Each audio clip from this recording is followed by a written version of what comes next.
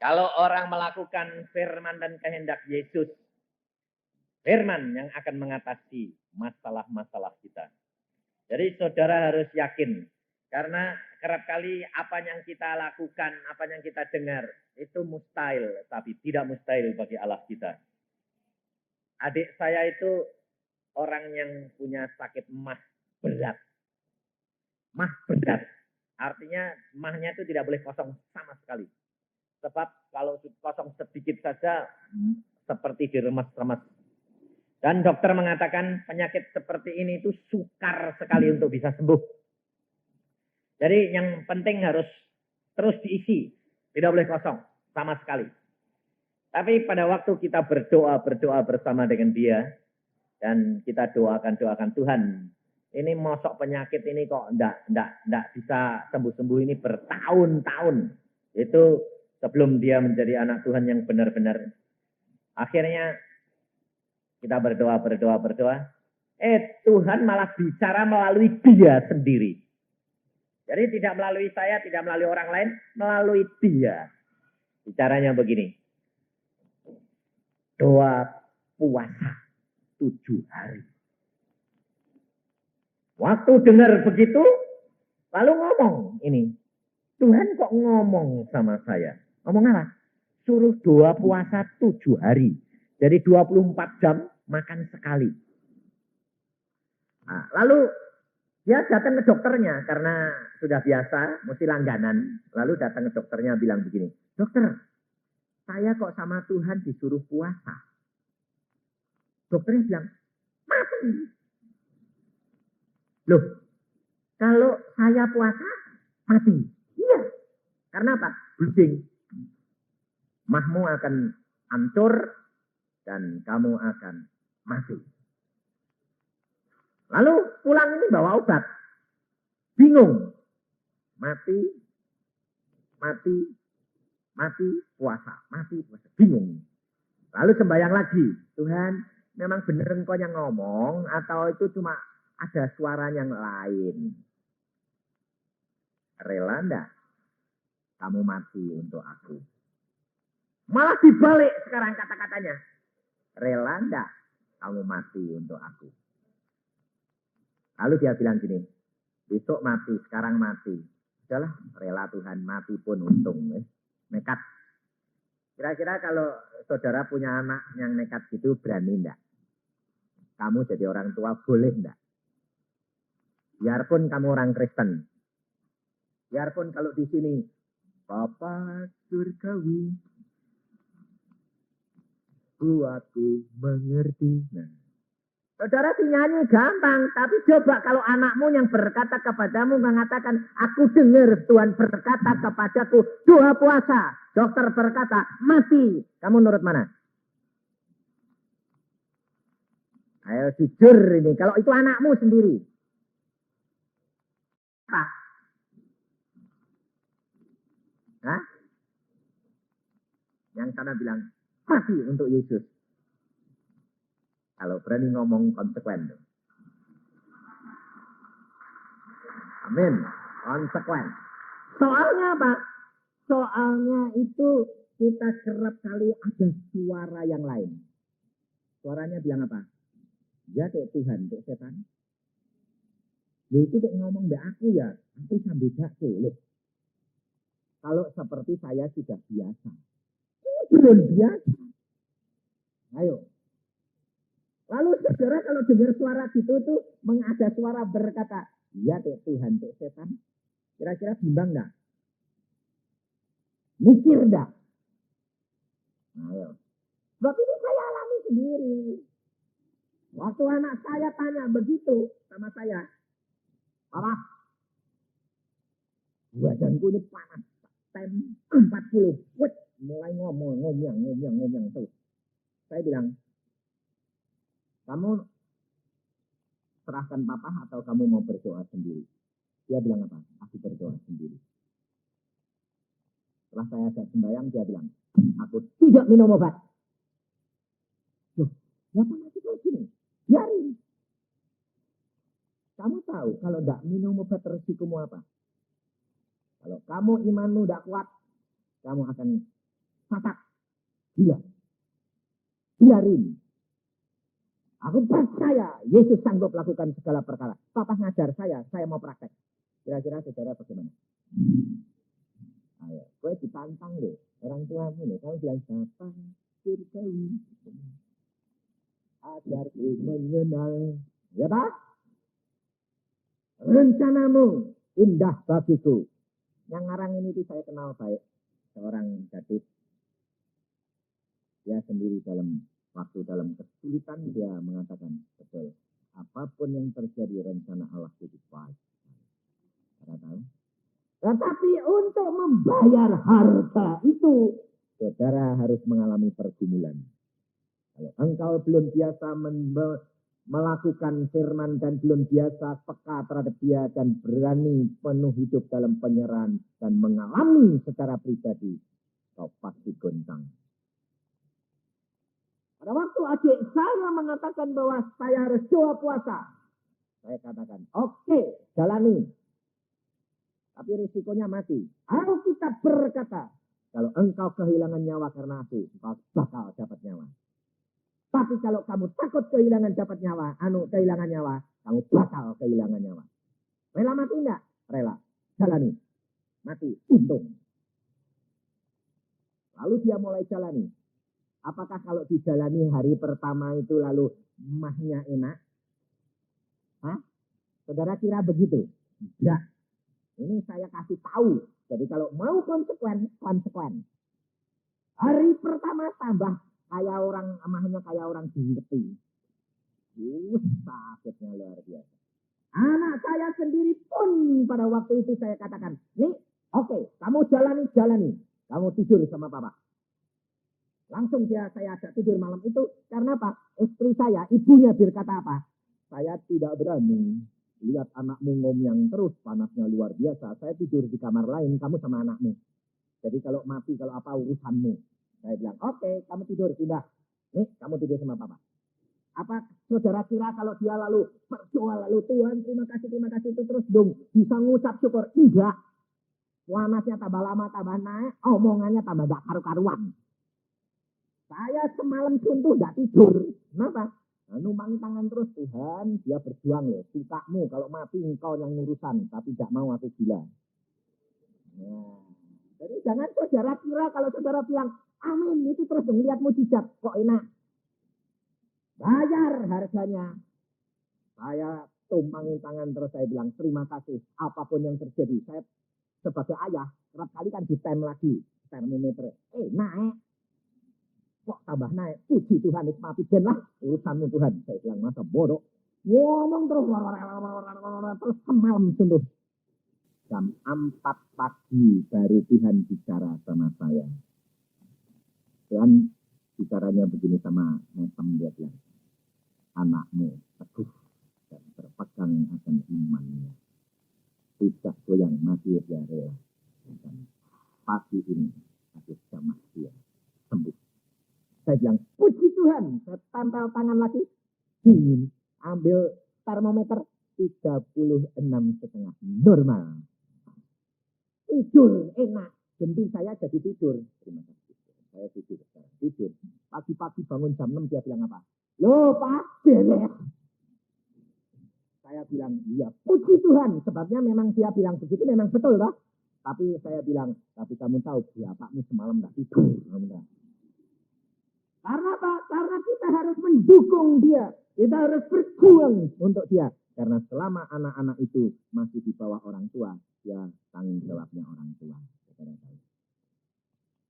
Dan adik saya pada waktu itu dia berkata, apapun terjadi, tetap aku tidak mau makan dan minum, aku mau rela mati pun sekalipun.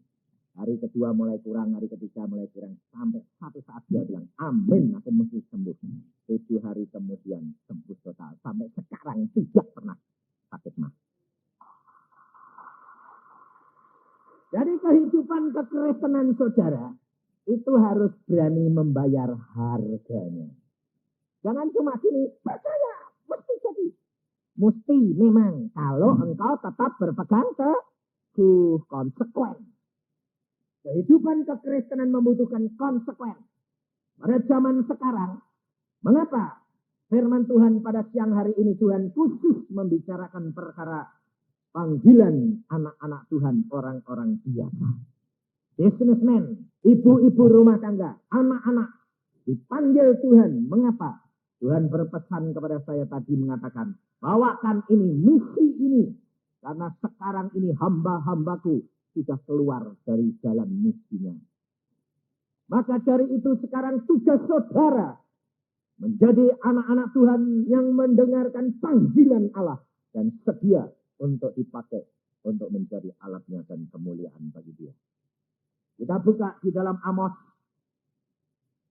di dalam di dalam kitab Perjanjian Lama, di dalam Amos pasal yang ke-7, Amos pasal 7 ayat yang ke-10, mulai kita akan tahu dan tiap-tiap pribadi saudara harus menyadari bahwa engkau dipanggil. Sebab apa? Sebab masa kini hamba Tuhan banyak keluar daripada jalan yang sudah ditetapkan oleh Tuhan. Lalu Amasya imam di Betel menyuruh orang menghadap Yerobiam Raja Israel. Dengan pesan, Amos telah mengadakan persepakatan melawan tuanku di tengah-tengah kaum Israel. Negeri ini tidak dapat lagi menahan segala perkataannya. Sebab beginilah dikatakan Amos, Yerobiam akan mati terbunuh oleh pedang. Israel pasti pergi dari tanahnya sebagai orang buangan. Lalu berkatalah Amasya kepada Amos, pergilah, enyahlah ke tanah Yehuda. Carilah makananmu di sana dan bernubuatlah di sana. Tetapi jangan lagi bernubuat di Betel, sebab inilah tempat kudus raja. Inilah bait suci kerajaan. Jawab Amos kepada Amasya, aku ini bukan nabi, dan aku ini tidak termasuk golongan nabi, melainkan aku ini seorang peternak dan pemungut buah ara hutan. Tetapi Tuhan mengambil aku dari pekerjaan menggiring kambing domba. Dan Tuhan berfirman kepadaku, pergilah, bernubuatlah terhadap umatku Israel. Maka sekarang dengarlah firman Tuhan. Engkau berkata jangan bernubuat menentang Israel. Dan jangan ucapkan perkataan menentang keturunan Ishak. Sebab itu beginilah firman Tuhan. Istrimu akan bersundal di kota. Dan anak-anakmu laki-laki dan perempuan akan tewas oleh pedang. Tanahmu akan dibagi-bagikan dengan memakai tali pengukur. Engkau sendiri akan mati di tanah yang najis. Dan Israel pasti pergi dari tanahnya sebagai orang buangan. Saudara, kita perhatikan. Firman Tuhan pada hari ini mengatakan, Amos diangkat Tuhan menjadi penyambung lidah Allah. Amos bukan nabi. Amos bukan golongan nabi. Amos bukan keturunan imam. Tetapi Amos adalah seorang peternak. Amos adalah pemungut buah ara hutan. Seorang businessman. Seorang pekerja. Seorang karyawan. Tetapi dia diambil oleh Allah menjadi penyambung lidah Allah. Mengapa? Karena para nabi, para raja, para imam di Israel telah meninggalkan jalannya Tuhan. Mengapa imam, raja, dan nabi ini meninggalkan jalannya Tuhan? Karena mereka punya kedudukan. Imam-imam ini diangkat oleh raja. Diberikan jaminan makanan, diberikan tanah, diberikan berkecukupan dan kedudukan. Dan imam ini tidak berani menegur raja lagi. Imam ini mengikuti langkah-langkah dan petunjuk raja. Sehingga Allahnya disalahkan dan rajanya menjadi Allah mereka. Para nabi tidak bernubuat yang diberikan oleh Allah. Tapi para nabi melakukan apa yang menjadi kesenangan hatinya. Ini yang Allah tidak suka. Dan raja tidak tunduk lagi karena dia sudah diangkat oleh para imam dan nabi menjadi pimpinannya jadi Allahnya. Maka dia tidak menyembah kepada Allah yang Abraham, Ishak, dan Yakub. Maka dari itu Allah mengalihkan pandangannya. Dan saudara harus perhatikan, zaman sekarang ini adalah zaman seperti zamannya Amos. Bahwa ada penindasan, ada penganiayaan, hukum tidak begitu diperhatikan. Dan hukum ini kalah dengan orang-orang berpangkat dan orang-orang kaya raya. PBB diadakan, tetapi tidak dapat menyelesaikan masalah dunia. Karena apa? Karena negara yang kuat, dia yang bertanggung jawab dan dia yang berkuasa. Kehidupan kekristenan, kehidupan sekarang ini, masa sekarang ini adalah masa akhir zaman seperti masa zamannya Amos. Maka dari itu saudara, kalau engkau mengharapkan hamba Tuhan, kalau engkau mengharapkan pelayan-pelayan Tuhan, engkau akan kecewa. Mengapa? Karena mereka kerap kali sudah meninggalkan jalan dari jalannya Tuhan. Seorang hamba Tuhan, coba kalau dia baik sama seorang pengusaha, dibantu, diberikan segala perkara, suplai terus. Hamba Tuhan itu sungkan enggak sama pengusaha itu? Hah? Sungkan enggak? Sungkan toh? Berani enggak negor kira-kira? Enggak berani toh? Kuasa mana hamba Tuhan sama bisnismen yang kaya? Hah? Kuasa bisnismen toh? Nah, ini fakta enggak? Lalu bisnismen ini sekarang yang nyetir hamba Tuhan enggak? Maka dari itu saudara, saya katakan, kalau ini masanya, hamba-hamba Tuhan banyak yang meninggalkan jalurnya Allah. Dan Allah panggil engkau untuk menjadi penyambung-penyambung lidah Allah. Maka sekarang bisnismen di mana-mana lebih banyak menjangkau jiwa-jiwa daripada hamba-hamba Tuhan. Betul tak? Maka saudara harus menyadari, tetapi engkau kalau sudah diangkat, hati-hati. Kalau engkau tidak punya tantangan, hati-hati. Hati-hati. Kalau engkau sudah menjadi penyambung lidah Allah, dan engkau tidak ada tantangan, hati-hati. Sebab hidup kekristenan hari demi hari harus bersama dengan Yesus. Ada tantangan demi tantangan. Kekristenan kita, musuh kita itu di udara. Setan kuasa gelap. Dia memakai manusia yang lain untuk menyerang saudara. Harus ada tantangan. Karena kalau tidak ada tantangan, setannya bilang apa? Jangan diganggu-ganggu, itu malah baik. Kalau diganggu, nanti malah dia cari jiwa. Kalau dia bisa menguasai pendetanya, itu benar. Dia jadi rajanya, dia mencuri kemuliaan Allahnya. Betul, nanti akhirnya bakal digantung dia. Jadi saudara harus sadar. Kalau engkau diberkati Tuhan dan engkau menjadi penyambung lidah Allah, harus hati-hati. Tantangan harus ada. Tanpa tantangan, kehidupan kekristenanmu tidak akan berbuah. Maka dari itu kita harus menyadari kehidupan Amos. Amos dipanggil. Amos berani. Dia mengatakan, kenapa? Karena dia tidak tahu apa-apa. Dia bukan keturunan imam. Dia tidak digaji sama raja. Dia tidak diberi kedudukan sama raja. Dia seorang pekerja. Dia hidup dengan berkat Allah dan usahanya sendiri. Allah berkata, ngomong-ngomong saja. Jadinya apa? Tidak urusan. Peduli amat. Nah, hidup yang menggantung kepada Allah dan memandang dia. Ini yang Allah mau. Tapi tidak bergantung kepada manusia. Maka dari itu saudara, pada waktu Amos menubuatkan bahwa Israel pasti dibuang ke dalam pembuangan. Dan hal itu terjadi. Segala perkara yang dikatakan oleh Amos di dalam Alkitab, semua digenapi. Ini tanda orang yang dipakai oleh Allah. Kita jangan cepat-cepat menghakimi. Kalau ada orang ngomongin seenaknya. Jangan. Diam. Tuhan, kalau betul, mesti jadi.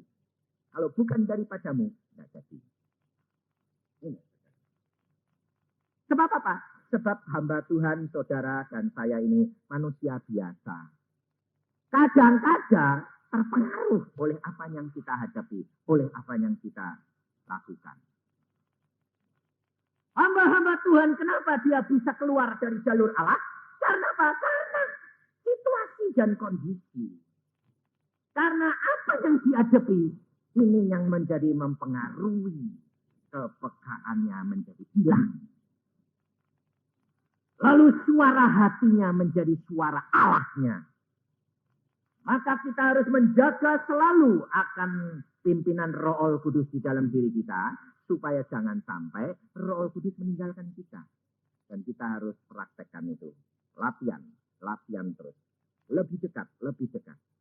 Ini tiap hari engkau harus menghadap pada Tuhan, berdiam diri, baca firman, lalu periksa diri.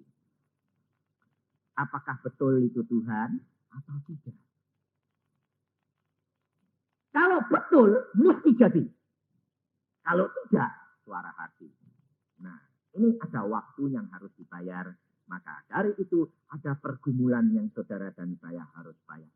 Tapi kalau saudara melekat benar-benar, tidak perlu takut khawatir. Apa saja yang kamu katakan mesti jadi. Hari ini saya mengalami 2 peristiwa. Dan bersama dengan Pak Samudi dan Ibu Samudi. Saya ngomong sama dia. Wah, pertama kipas saya ini, saya kalau di sini kepanasan terus. Mesti butuh kipas. Kipas saya ini sudah jebot. Tarik kipas yang gedenya seperti itu tidak ada yang bisa masuk tas saya, jadi bisa dibawa. Tidak saya dikasih segini, ya tidak lucu. Kalau segini kipasan raksasa ya tidak lucu. Di Solo kasih segini. Saya bilang jangan, yang pas ini loh segini. Saya bilang yang pas tepat buat tas saya. Nah, saya baru ngomong gitu. Masuk sini ada orang berkata gini, buat Pak Yusa. Tak buka loh kipas. Tak ukur sama yang jebot saya persis. Sama, modelnya pun sama. Nah, 1. Dia bilang, Ibu Samudi bilang, apa yang diomongin kok mesti jadi. Jadi, saya bilang, Allah yang kuasa. Lalu yang kedua apa? Saya tadi, kemarin tuh barusan berdoa begini, Tuhan, aku ini mau ngirim anakku Iin di negeri Belanda. 1000 golden. Kapan engkau mau kirim, terserah loh Tuhan. Engkau tahu kebutuhan anakku, bulan ini mau tak kirim. Saya sudah bilang sama istri saya. Dan saya kemarin sembahyang, Tuhan, aku mau ngirim anakku. Udah, ya lupa ini sudah sembahyang itu sudah lupa. Lapor, buka cek ke surga. Tuhan, saya bilang, mau kirim anak 1000 golden. Apa terjadi? Sebelum ke sini. Berdoa untuk orang. Sebetulnya bukan berdoa. Justru saya mau tanya. Mau minta informasi kok kamu ngalami perkara-perkara begini itu kenapa? Wong di jamaah Roh Kudus kok malah sakit semua. Malah susah. Oh, masih ada kesalahan ini. Saya mau belajar dari Tuhan. Tuhan, aku mau belajar dari orang ini. Setelah ketahuan bahwa ternyata ada keraguan-raguan. Bahwa ada satu perkara yang ini saya temuin, saudara. Saya berikan kepada saudara supaya saudara tahu. Ada seorang yang datang lagi. Dia sudah pernah kepenuhan Roh Kudus. Dia datang. Dan hamba Tuhan ini berkata, siapa yang mau dipenuhi lagi? Datang. Ya turut datang. Lalu didoakan. Jatuh kena lantai, punggungnya sakit. Dan pada waktu dia rebah, itu sakitnya luar biasa. Saya tanya, kamu tidak mengalami damai sejahtera? Tidak. Tapi sakit luar biasa. Salahnya gimana ini Tuhan? Lalu saya tanya, pada waktu hamba Tuhan itu memberkati dan mengurapi, apa yang kamu rasakan? Ya rasanya aku ragu-ragu. Terus seperti ada tenaga yang dorong saya jatuh dan punggung saya kena lantai. Sejak itu sakit luar biasa, mau patah rasanya. Di sini letaknya, saudara tahu? Kita kalau berhadapan dengan kuasa daripada Roh Kudus, setan pun tidak pernah tinggal diam. Maka dari itu, jikalau engkau memang kepingin kau harus serahkan seluruhnya. Tidak ada kebimbangan dan tidak ada keraguan-raguan. Kalau engkau ragu-ragu, repot. Di sini letaknya setan numpang. Nama Yesus, sangat cerdas. Lalu saya katakan, bertobat, minta ampun, dan kamu akan dibereskan Tuhan. Dan dia berkata, memang kemarin setelah dari Jakarta, aku mengalami pemberesan dan sembuh total. Ya, puji Tuhan. Mudah. Jadi saya ini malah justru minta informasi karena mau belajar. Tapi apa terjadi? Pulangnya, ini Pak ada berkat buat Bapak. Loh, wong saya ini gak ngapa-ngapain, kamu kok malah kamu yang ngasih berkat saya. Wong saya ini datang mau minta informasi sama kamu. Tapi wong saya mau ngasih berkat Bapak. Lucu dah. Di mobil saya tahu, saya bilang, Tuhan ini jawab. Saya tadi dan kemarin berdoa untuk Iin. Ini uang ini pasti jumlahnya sama. Saya belum buka loh. Mesti jumlahnya sama. Lalu saya buka di situ. Rek di depan di anak hamba Tuhan ini. Sambil mobil jalan. Tarik. Setia persis.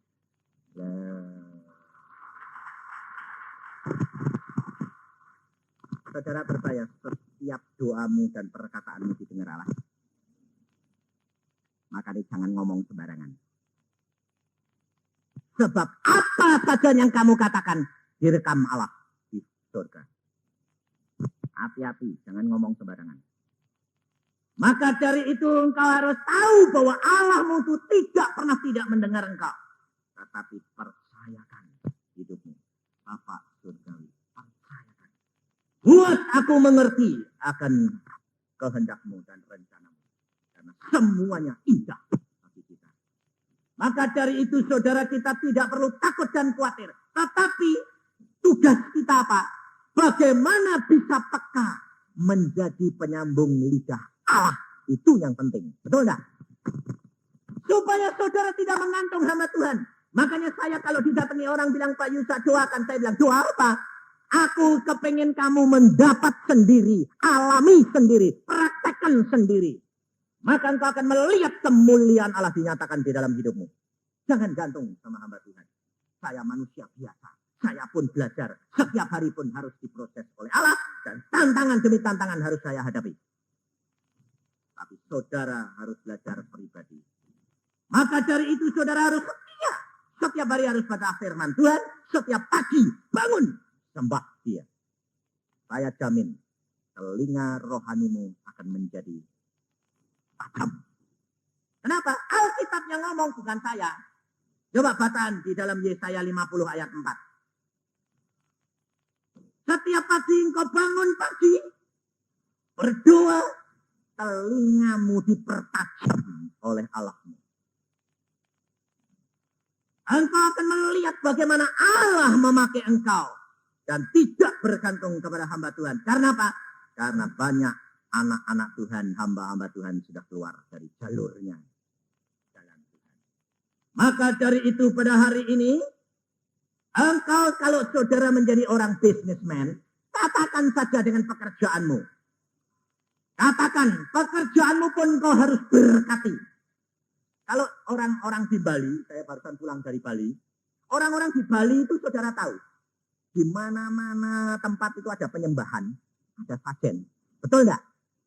Dan tiap-tiap pekerjaannya itu diberi persembahan. Artinya yang diberkati loh. Tetapi ke orang Kristen malah tidak berkati. Bilangnya apa? Allah sudah tahu. Sebarang-barang Allah sudah tahu. Loh, karena engkau yang salah. Berkati. Sebab apa? Sebab setan itu kepingin niru Tuhan. Bukan Tuhan niru setan. Wali. Lalu kalau saudara bilang, saya bilang, pekerjaanmu itu berkati. Lu kok niru-niru orang dunia. Dikasih berkat berang. Loh, setan yang mau niru Tuhan. Bukan Tuhan niru setan. Jadi saudara itu harus berkati. Ada seorang dia berkata kepada saya di Bandung. Pak Isa, dulu saya ini pedagang konveksi sama si Santoso. Lalu setiap hari cek itu yang berjalan tuh ratusan juta. Tidur tidak bisa, makan susah sambil jalan. Tapi ternyata Kok iya? Yang saya nikmati itu ya begini saja. Rumahku ya tinggal ini, mau nggak sempat untuk bangun, nggak sempat untuk nikmati. Pada satu saat yang utang nggak bayar semua. Akhirnya aku ketimpa hutang ratusan juta. Akhirnya dia bertobat benar-benar minta ampun. Dan apa terjadi? Sekarang bikin apa? Jual makanan. Kan kebalikan loh. Lalu saya tanya, apa istrimu itu ahli masak? Tidak bisa masak. Loh, lah kok jual makanan? Lah itu anehnya. Dia sembahyang, Tuhan, kasih berkat bagaimana pekerjaan apa ya Tuhan. Lalu itu masuk, jual makanan. Aku tidak bisa masak, Tuhan. Aku bisa memberikan kamu kepinteran. Lalu mulai beli, masak. Laris. Sekarang ini jual makanan, lalu dia bilang gini, sekarang ini sehari saya dapat paling sedikit bersih gomban. Paling sedikit bersih gomban.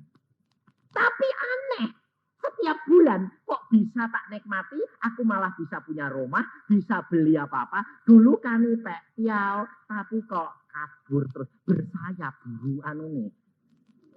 Duitnya ini bersayap, kabur. Tapi aneh, setiap bulan kok bisa tak nikmati, aku malah bisa punya rumah, bisa beli apa-apa. Dulu kami pek tiaw, tapi kok kabur terus bersayap buru nih. Duitnya ini bersayap, kabur terus. Malah sekarang utangku yang itu tak bayari dari hasil makanan. Loh, aneh enggak? Dan hidup saya sekarang ini rileks, santai, dan bisa menguji Tuhan, lalu menyembah, suami istri tenang. Dulu ribut terus karena apa? Kesruh terus ceknya ini kanipek tiaw. Aneh enggak? Nah, lalu apa? Satu saat terjadi bingung Pak Yusa. Tuhan berkata, bikin bakso. Jadi tambah lagi, bakso sekali bikin 500. Lalu ternyata laku cuma 10. Bakso ini kan gak bisa disimpan lama. Bingung dia. Lalu belum bingung gitu, pagi-pagi dia sembahyang lagi, Tuhan. Aku ini kerja apa? Bikin lagi bakso. Hah? Ini 500 baru laku 10, suruh bikin lagi berapa Tuhan? 500. Hah? Kira-kira itu masuk akal enggak? Hah? Sinting enggak? Hah? Dia nurut. Karena apa? Dia lupa ngasih pesan pembantunya, sudah diulek tepungnya mbak air. Lalu dia bilang, loh, si suami bilang, loh, Mbak Poni kan masih 490. Kok bikin lagi itu, Bi? Udah apa-apa kok, Pak. Kenapa? Bisa kadung kok. Nah, buat jual biasa apa? Bukan suruh makan siapa? Mbak Poni ceceng. Itu pagi. Lalu akhirnya dia bilang, jalah wong Tuhan bilang bikin, yang bikin. Nah, berdulilah. Engkau nanti enggak laku ya nanti dibagi ke anak-anak Tuhan. Baru ngomong gitu Mbak Pone jam 6 jadi. Jam 4:30 jadi. Jam 5 itu ada orang ngetok. Jam 5 pagi. Kenapa? Kemarin saya beli bakpamu 10 itu ada banyak enggak? Kenapa? Mau tak bawa ke Bandung. Berapa? Berapa saja kamu punya saya mau bawa. Sebabnya aku mau bawa ke Jakarta. Mau tak bagi karena ada upacara di sana. Tapi saya paling sedikit butuhnya mesti ceceng. Ada, tapi kurang 10. Karena 10 mau beli kemarin. Aneh enggak? Dan semua dibeli hari itu. Dan semua dibeli cash kontan. Cara tahu? Dan sejak itu dia bikin terus. Dan tidak pernah tidak habis. Luar biasa Allah kita. Maka dari itu kehidupan kekristenan kita saudara tahu. Jangan bergantung kepada manusia. Jangan terpengaruh oleh apa situasi dan kondisi Anda. Terpengaruh kepada Yesus. Pandanganmu hanya kepada Yesus. Tidak ada yang mustahil bagi dia. Karena Allah kita Allah yang luar biasa. Amin. Mari kita berdoa.